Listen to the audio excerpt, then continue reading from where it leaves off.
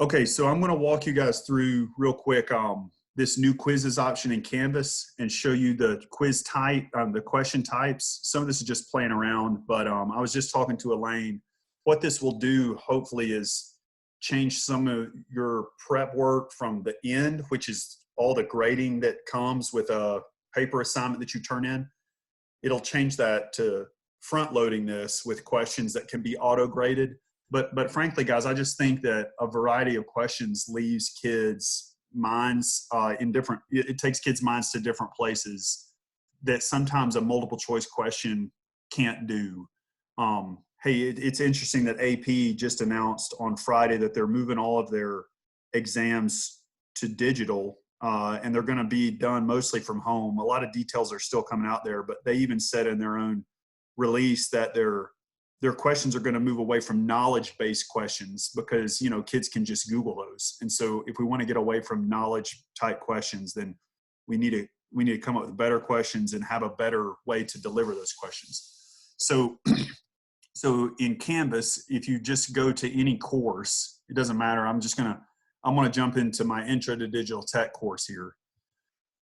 And you go down to settings, then under settings, there are a few tabs up here, and these tabs would be a good topic for another Canvas, for another training, but we'll save it. We're going to go to feature options, and then there's this button down here that says new quizzes, and it's probably turned off for you, but you got to toggle that button on, and it'll automatically save.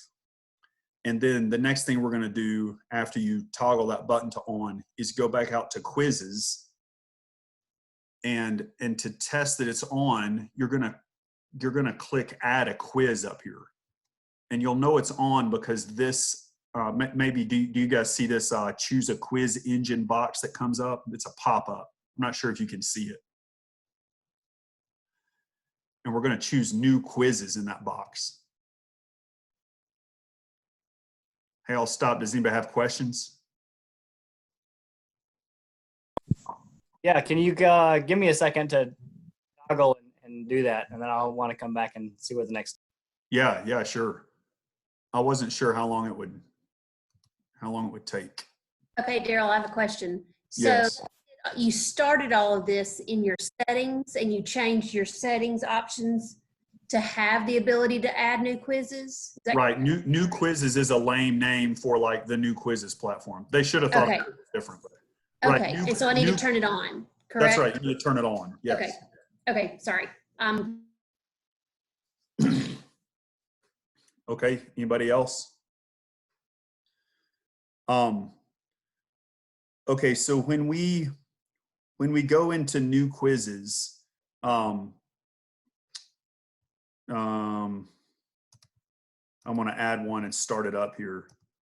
The interface looks a little bit different, and to be honest, guys, it needs a little bit of work still. I don't like that you have to manually assign points. In the old quizzes, it auto adds them. So, you know, if you assign 24 points to questions, then it's worth 24. I just keep all these options the same and click save. And then you can play around with these question types while, I'm not sure what happened there. You can play around with these question types while I go through my example. Did anybody else get a problem there? Or was it just me? I'm going to trust everybody is in new quizzes. You got to stop me if you. Okay, so what I've done here with this quiz, I built this out yesterday, is I've just dropped a question, one example of each type of question in. And so I'm going to click preview and just show you what it would look like from the student's point of view. If you guys, I think what you could do is click plus. In fact, let me show you that. I'm going to fight this just a little bit. I got frustrated. This said page not found. I'm going to try one more time. I'm going to name it practice quiz and then click save.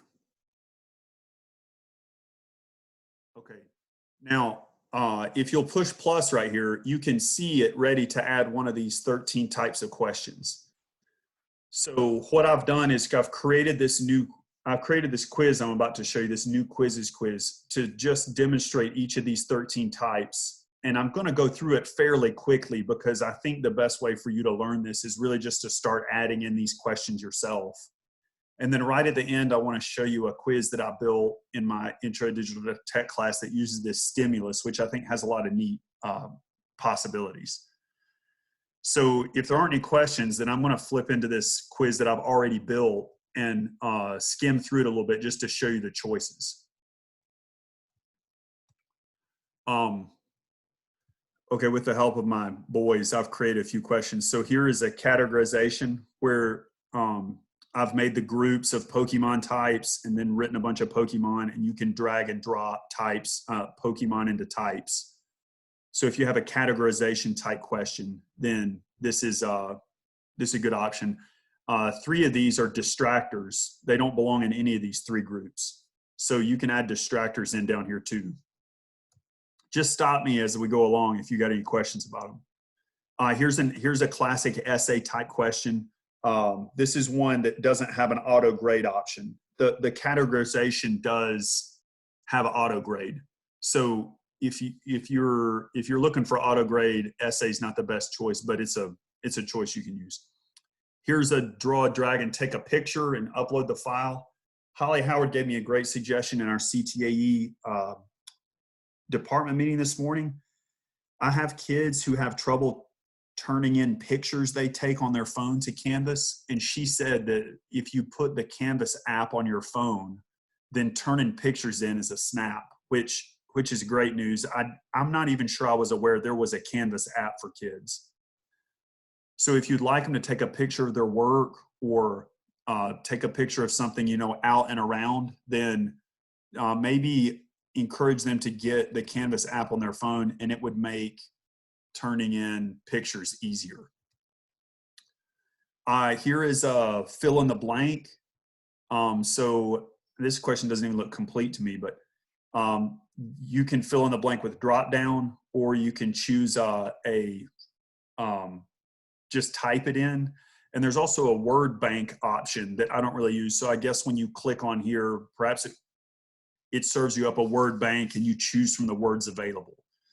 So this is another auto grade option. It's a kind of a classic fill in the blank. Any questions yet?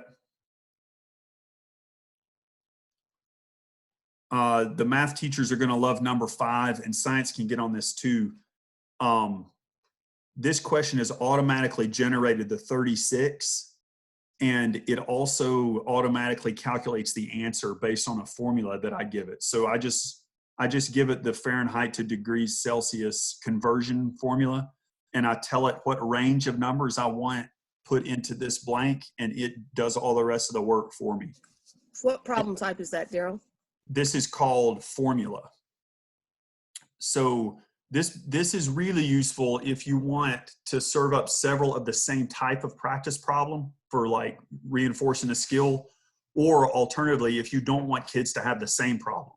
So, if you're worried about kids calling each other and getting the answer number 6, the solution is just to make number 6 a formula problem, and then everybody has a different problem. So then they have to talk more about the process than the actual answer.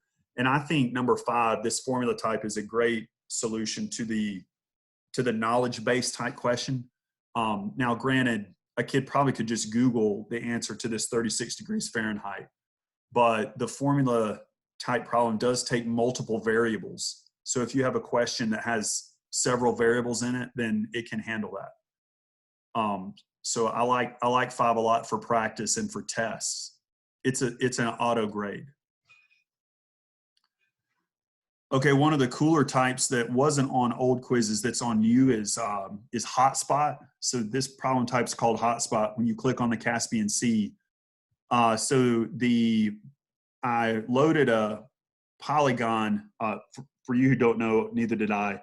The Caspian Sea is right here. I drew a polygon in the problem creation around the Caspian Sea. So any selection I make inside that polygon is going to be a correct answer. And then any selection I make outside is an incorrect answer. So this is another, it's got a ton of possibilities for like human A&P or for physics, for health and PE, for social studies, when you need kids to be able to identify something from a picture. So this is just a geography example, but there are lots of possibilities to that. 7 is a matching question. So you got choices on the left and the drop down on the right, you pick who goes with who. So this one adds distractors, just like, what was the first one we did? Oh, the categorization. You can put distractors into this list, and you can also use, like, the Furious 5 could get paired with several things on the left-hand side. So you can have matches that aren't necessary, that aren't one-to-one. And then this is the classic multiple answers. So it's different than multiple choice, which is right below it. Multiple choice allows only one choice, and multiple answer will allow more than one. Hey, are there questions?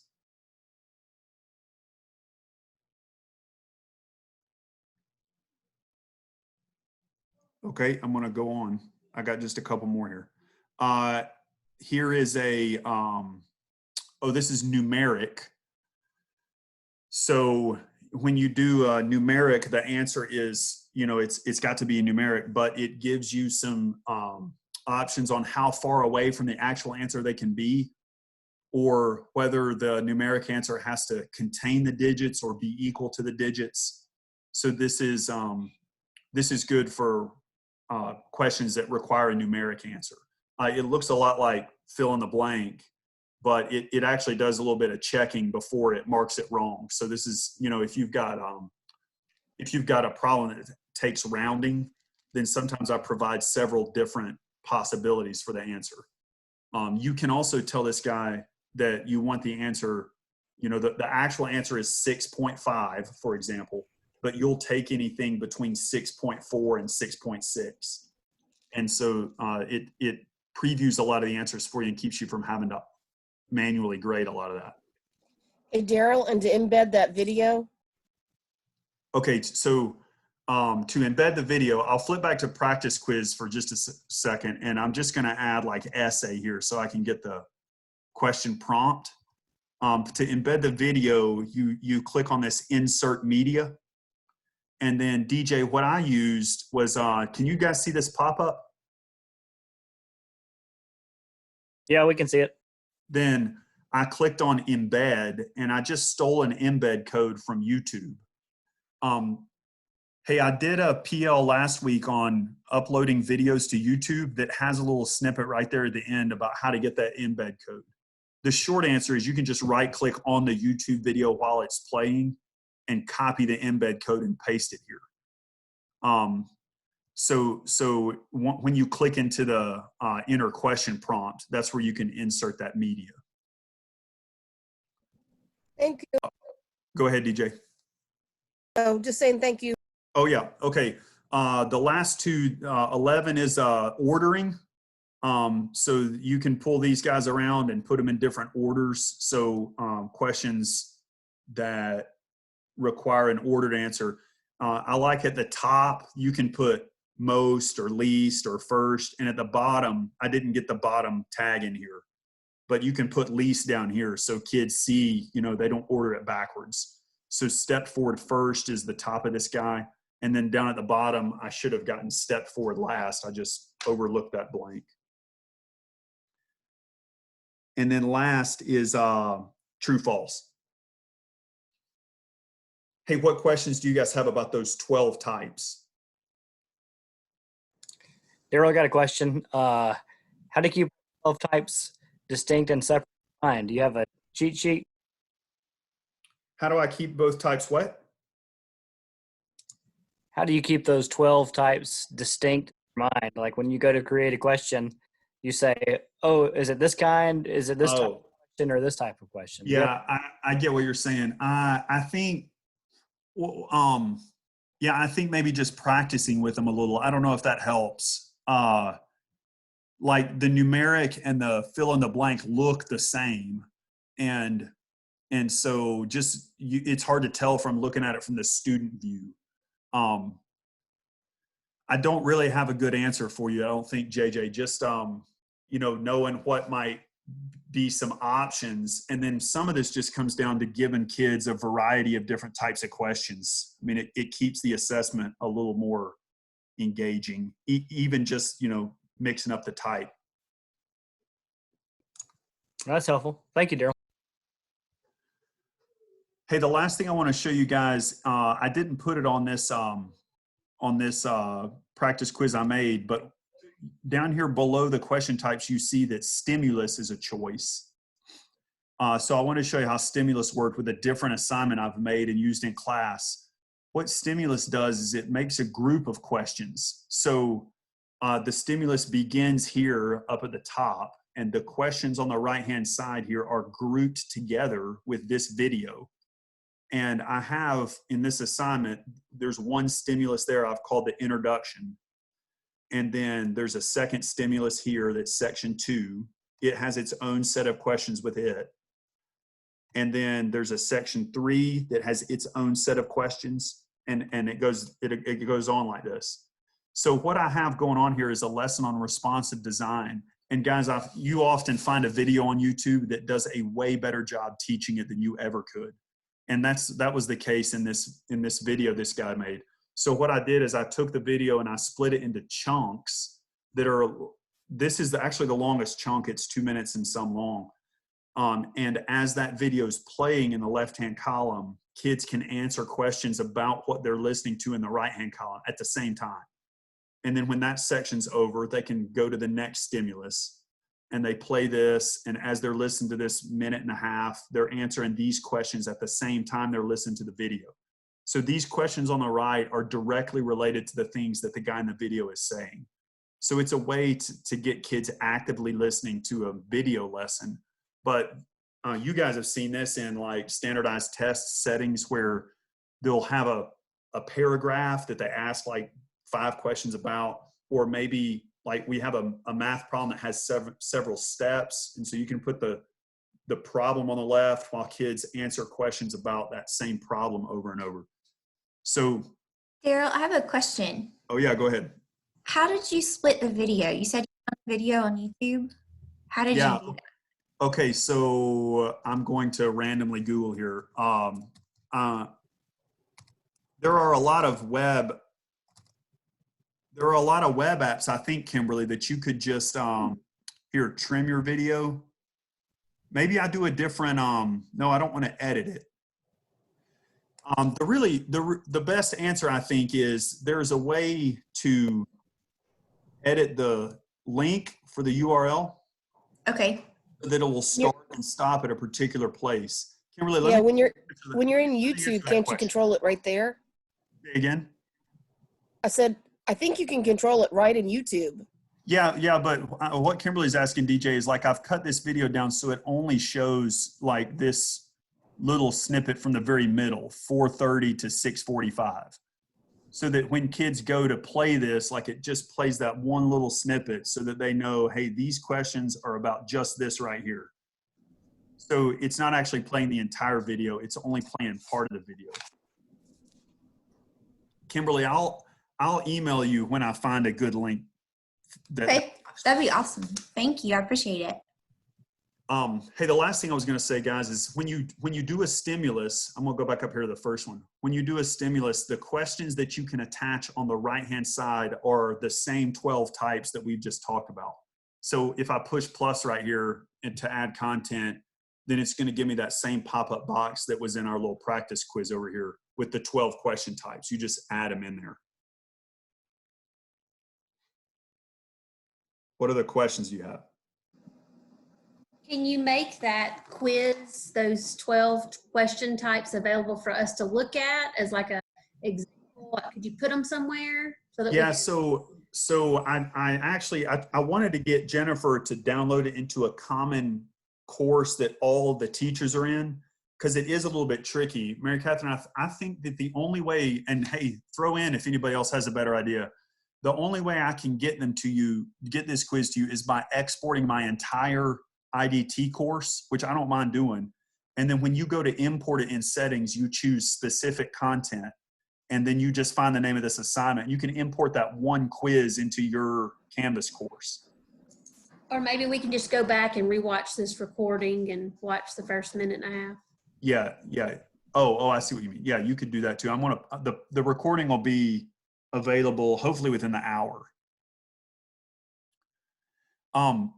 Hey, let me mention too, Mary Catherine's question made me think of one other little difference here. When you finish, guys, with making your quiz, you go up here to this return button, and return. Oh, well, hey, let's look real quick at settings. There are some settings up here that are consistent with the old quizzes. And then, frankly, guys, I think the reports and the moderate thing are a little bit, I mean, they're just not built out yet. I'm going to get stuck in the hamster circle of death. What I was going to say is when you create this quiz, it's actually no longer a quiz. It turns into an assignment, which is a little weird. So that quiz got dropped into, I'm in my assignments list right now, and you can see that quiz dropped into here with this little rocket ship. So the rocket ship is a new quizzes kind of thing. So if you can't find your quiz, look into assignments. It'll be there. And guys, that's all I've got unless you got more questions.